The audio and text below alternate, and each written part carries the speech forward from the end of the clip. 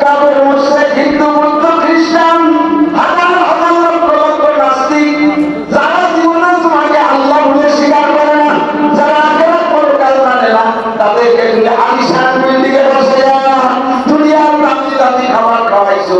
আমি একটা গোড়া মানুষের চাইতে বাক্কা দিয়া তো জায়গা ঘুরেছো কেন?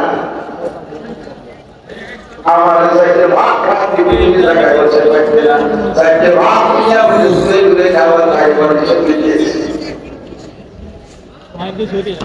আমরা আল্লাহ হুজুর দাওয়াত করতে গ্যাস আল্লাহ দেন, আল্লাহ কি দাম দিতে পারবে? অবশ্যই আল্লাহর কাছে দাম আছে, কি দাম? হুজুর বলেন কোন হাদিস শুনাইছিলেন, বিশাল আহলুন নার ওয়া ইয়াকুনু বিজমারাতুল মিন আহলিল জান্নাহ ওয়া ইয়াকুনু ইয়া ফুলান আমা তারিকুনি আনাল্লাযী সাকাইতুকা শারবাতান ওয়া ক্বালা বাযুহুম আনাল্লাযী ওয়াহাবতু লাকা wudu'a ফায়ুশফাউ লাহুম ফায়ুদখালুহুমুল জান্নাহ। তরজমা পরে বলে আগে বলেন সুবহানাল্লাহ।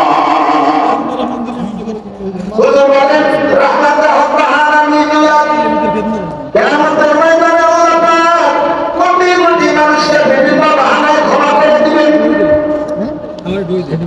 বাহানার ভিতরে হাজার প্রকার বাহানা আছে।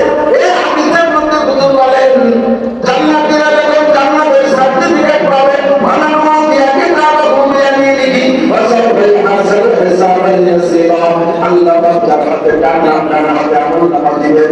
যেই ব্যক্তি ডান হাতে আমলনামা পেয়ে যাবে, ডান হাতে আমলনামা পাওয়ার সঙ্গে সঙ্গে জান্নাতের সন্তানের হুকুম হবে। ফেরেশতাদের কাছে বলবে, ভাই আইনা জান্নাত, জান্নাত কোথায়? আমি সার্টিফিকেট পেয়েছি, টিকিট পেয়েছি, আমি জান্নাতে যাব। জান্নাত কোথায় বলো? ফেরেশতারা জান্নাতের পথ দেখিয়ে দিবে। হাযা সাবিলুল জান্নাহ, এই ডান দিকে চলে যায়, এটা জান্নাতের রাস্তা।